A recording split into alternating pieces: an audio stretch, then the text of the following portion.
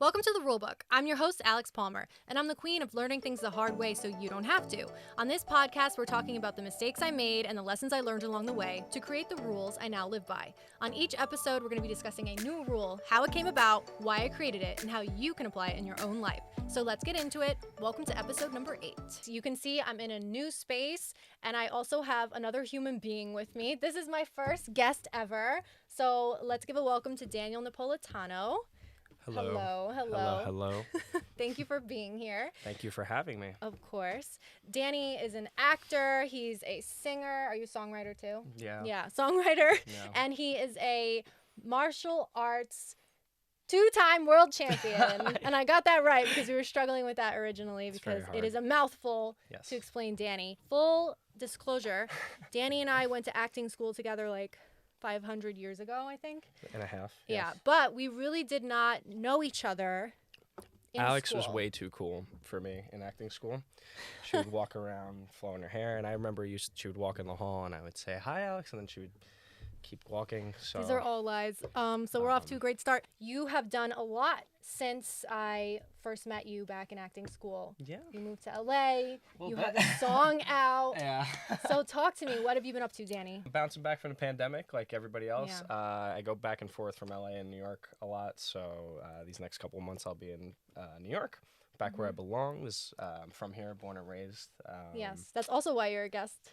Yeah. Only New Yorkers Literally right now. Two New Yorkers. Pretty much, my story is I started martial arts, like you said, when I was like 15 years old. I won 2 world titles, and there was this like really cool pocket of the internet that encouraged everybody to be an influencer. Like before that became a normal thing, I pretty much got in with this group of YouTubers that would go to different cities and meet their followers. Had like 200,000 followers when I was like 17.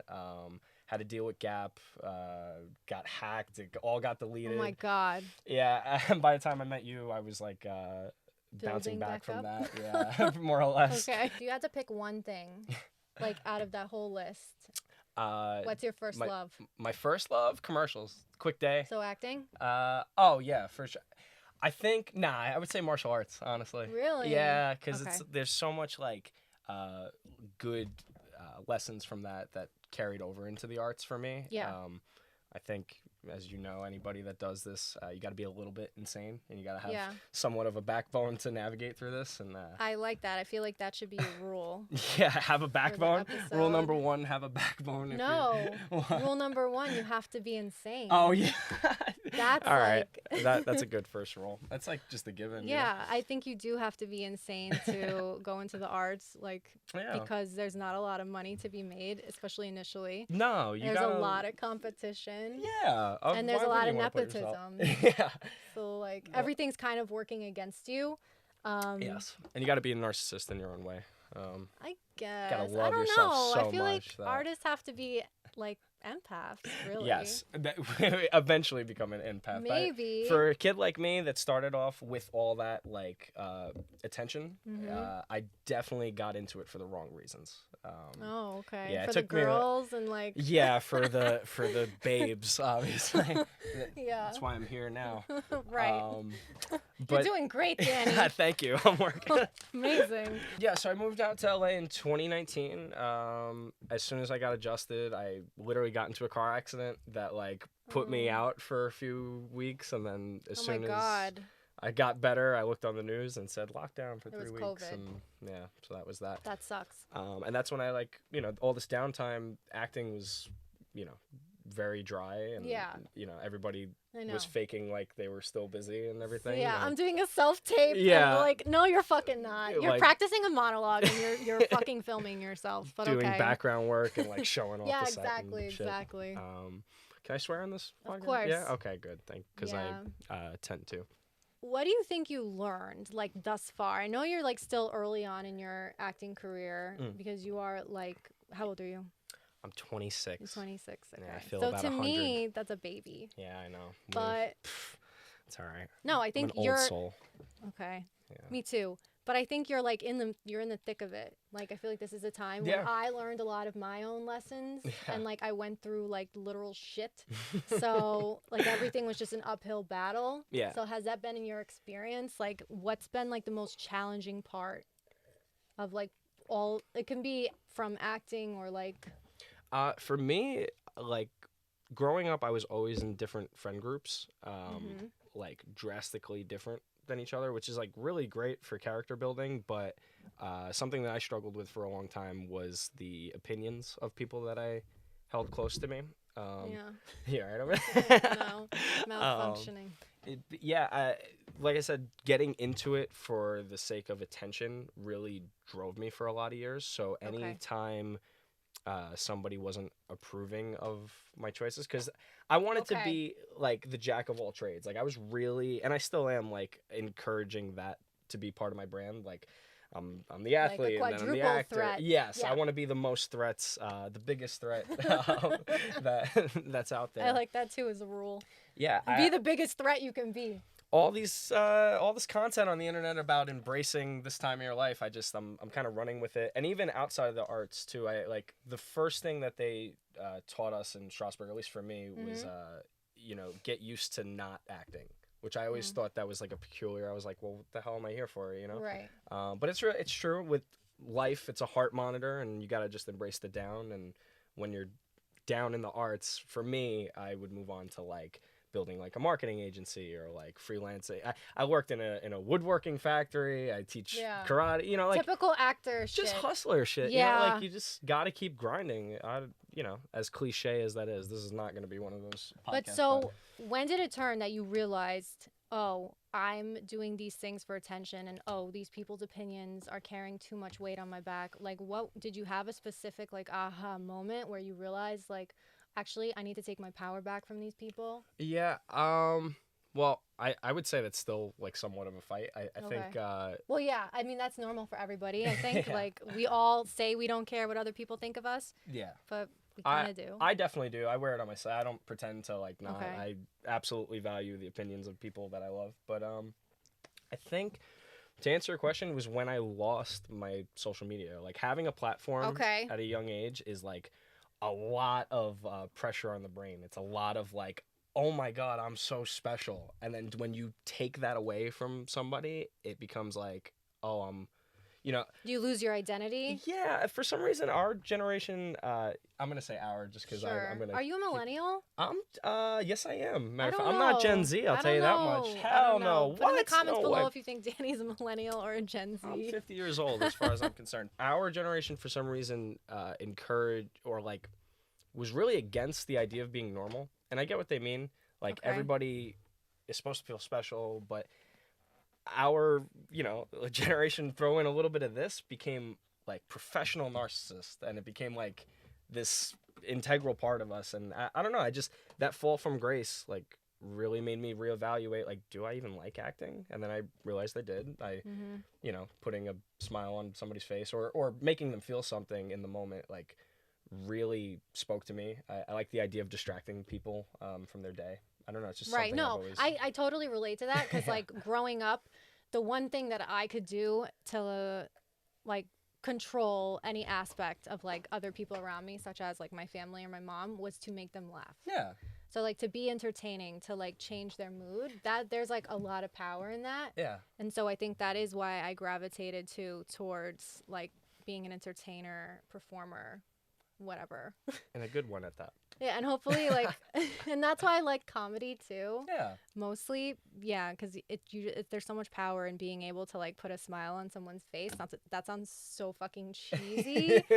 I'm not like Ronald McDonald over here, but you guys know what I mean. To like make somebody's day better, and especially when you're a little kid and like you're making your mom feel better. That's yeah. It's cool. Like sad clown shit. It's great. Sad clown shit. It's awesome. No, but that's honestly the answer. I just like really found power in that moment. So ultimately, you think it was a good thing? Yeah, I mean, I'm here now talking to you, right? So can't be too bad. Yes, and this podcast is about the lessons we learned from the mistakes we made. This is the rule book. Yes. How did your account get hacked? Do you know? Yeah, I know exactly. So this is actually a kind of a crazy story. I was doing this meet and greet tour, and I was, you know, piggybacking off these other With the influencers. YouTuber people. Yeah, for the YouTubers. And I would take pictures with, you know, I started to develop my own fan base off that a little bit, just because they would recognize me from like shows and whatever, and I would do these crazy flips. So it was very, I was sold quickly with that group. Okay. I took a picture with this one girl, and she had I don't even think he was her boyfriend. It was just this kid that was madly in love with her, that was insanely good on the computer. Hacked me, took my stuff, you know, asked for like 50,000 in Bitcoin, and or I'm gonna delete it. You know, obviously I'm like, fuck you. I'd be like, yeah, no, I didn't feel like I didn't have my wallet on me that day. So Okay. And then months later, I get a call from my local detective, if you will. That Really? said, You went to the NYPD about this? Or was it the LAPD? They came to me about it because they saw my information on this kid's hard drive. Long story short, he tried to hack the Pentagon. And got caught. We found who he was. His parents like kicked him out. He was like stealing money from his own family. It was like this really fucked up story that by the time it all came to light, I was just like, you were just like collateral damage. Yeah, whatever, you know. That's crazy. I was about to sign off on this big clothing brand deal for like 6 figures, and But because you lost the no platform. It wasn't a mutual, and totally understandable. You know, I had no audience to sell it to, so in their mind they were like, what's the point of this investment? So going from like, I was on MTV's like Twitter account, like I did whatever, I couple hundreds of thousands of views with Vine and that whole area. I remember Vine. And then it was this uptick, and then it just came to a screeching halt, and ironically when I started school, so it was really like, oh really, you really want to be an actor? Let's find out. Okay. And now, how's your social media accounts? It's cool. You have a following. Yeah, I have a little over 50,000. I actually took like a hiatus off of social media for maybe like 2 years. A lot of my content has been like me doing these extreme flips, and it's the sport called tricking, and it's like this underground acrobatic sport with like this airtight community, and it's really impressive to the naked eye. So it's worked to like keep me alive in that sense, but with like putting myself out there or talking or keep you alive on social media, you mean? Yeah, numbers wise, you know. Gotcha. But ultimately this year I'm looking to be more in front of the camera and a little more. So you want to do like sketches and stuff, or just everything really.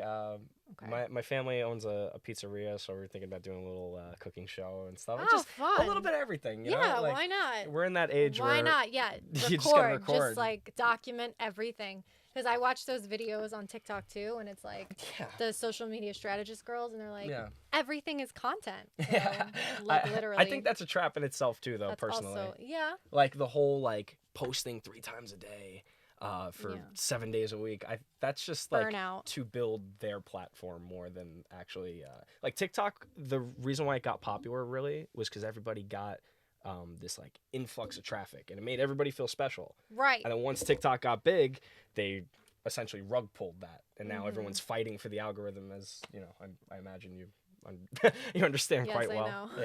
Yeah. So after acting, whatever, I moved out to Los Angeles, and during the pandemic, I had my like mental breakdown, like everybody did. Come to Jesus moment. Yeah, I had my platinum blonde hair, and I was trying to be Machine Gun Danny, you know. And how'd that work out for you? That was great. Yeah. We made this joke rap song called Getting Rowdy. The idea behind it was to be as crass as possible. Coming from martial arts background, community, a lot of athletes are picture perfect, holier than thou, can do no wrong type thing. And I think there's like they have to be squeaky clean. Yeah, I think there's just that type of person, but with sports specifically, it's very saturated in that, right? Where everyone's just, you know, like too perfect. And I don't know, I remember waking up one day and just kind of being fed up with it, because I knew these people on a personal level, and they're out, you know, drinking or, you know, just whatever, doing like the opposite that they're. Yeah, I don't know why I felt this way. I think it was also just my own insecurity about the world. You know, so I was like, all right, fuck it. I'm going to cancel myself, essentially, and say all these, like, terribly, you know. But people liked it. And it wound up being a frat like anthem, and I loved it. And It was a frat anthem? more or less, Oh yeah. my It's definitely God. not a church Christmas song, but you know, it was a nice foot in the door. And my one of my friends, his name's G Space. He tours all over the country, and he brought me out for a couple shows. And we got to do like a performance in front of like 5,000 people, and there was fire, and I had my like moment of looking like So a cool. rock star. And it's cool. It made me open the door for like making music, even if it's joke or serious. And Right. I got a project coming out called Phases, and it's supposed to be like phases of the moon, and then they're all going to be different genres from each other. Because I'm also trying to shop what works right now. I don't know Right. if necessarily the joke type songs work better than the, than the rock, than the club, than the, so. Yeah. And I also just have never seen it. Yeah, So you're like having like a diverse portfolio of songs. more or and less, yeah. genres. Like, and if it doesn't, like, and if only one type of song works, then like, okay, we'll double down on that, And if then it'll be a funny thing to just say like, remember that time we have that, like, Yeah. So. I think that's cool. So you're born and raised in New York City. Brooklyn, baby. Brooklyn boy. Yes, ma'am. Do you have a New York City rule? Don't take anything personal. And it's okay to like disagree with people. I think the whole "I'm walking here" thing is Yeah. like, I think what they're really trying to say is it's okay to like demand your space at times because everybody else is doing it anyway. When I got to LA, I was very much in your face, like, oh, like let's work together today type of thing. And only here is that accepted, is what I've come to learn. I think, all right, LA for me, and again, this is just my experience. Some people go to LA and they swear it's like paradise, I would say the city's built on narcissism. Everybody is a winner there. There are no losers. Where New York, We're all fucking losers. yeah, but more or less, like, nah, it's just there's no disconnect here with that. There's no Yeah. social being too good for, like, Yeah. you talk to the CEO the way you talk to the janitor here. Right. And, I don't know if you saw my I did like a one-act play called I don't even remember. It was like The Six or Okay. The Six Train, and I did it at Strasbourg, and it was just a reading of it, and it was just about like the different characters you see on the subway, and Okay. I think the Yeah, that subway is sounds like a familiar, really actually. interesting place because everyone's on the subway. Yeah. Like the rich lady, the businessman, You like could all people watch different here. income brackets, and Yeah. like the train literally travels through different neighborhoods which have The different reputations statuses and and everything. yeah, exactly. So I think New York City and the subway in general is such a great equalizer. Yeah. So it is true, going back to what you said, like here we're not all winners. Like, you know what I mean? Because we're all kind of like battling this city collectively in our Yeah. own way, whatever that is. Okay, so what would you say the rule is then? Like, what's your rule then? Because I feel like we covered like 5 different rules in this episode. Be like water. Take shape to every room you're in. And understand that like not every room is for you, Mm-hmm. and that doesn't mean you gotta sit there in the corner with a puss on your face, but Mm-hmm. like embrace it. I don't know, I like being him, that guy in a lot of rooms. Who doesn't? But I'm also really inspired by like learning from people that or feeling like the small fish in the room sometimes. I think there's a lot to learn from that. But Yeah, definitely. this new culture of you got it figured out or you have to have it all figured out. Like, I don't mind talking to people and be like, I don't know, put me on, Yeah.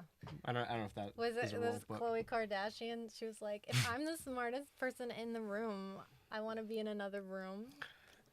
Even though they got burned for that moment. would you put a bumper sticker on a Bentley? on a Ferrari? Yeah, you're not one thing. Don't feel like you're boxed into anything. Try something new. Fall on your face, Yeah. Now, like, I'm also a hypocrite in, like, I hate publicly failing. So I would rather Who fail the behind. fuck likes publicly failing? Yeah, but I've done it already. A lot of my like come up has been on like fail videos too. Like I was on Ridiculousness for like Oh yeah, I think I saw. They were because they're funny. because I'm an idiot and I did a flip and I And you landed fall or, like, into a whatever. girl's butt by Okay. accident, and it was like, oh my god, yeah, great. I George That Lopez would get a lot of views. repost me. Oh, Like really? stupid shit. You know what I mean? But yeah, just So nothing's mistakes. that serious. That's a trending sound on TikTok right now. Oh, is it? Nothing's that serious? It was never that serious. I think that's how it goes. It's never that serious. So and- last question. Ooh, I'm ready. If you could give your younger self one piece of advice, what would it be? Grow the fuck up. No.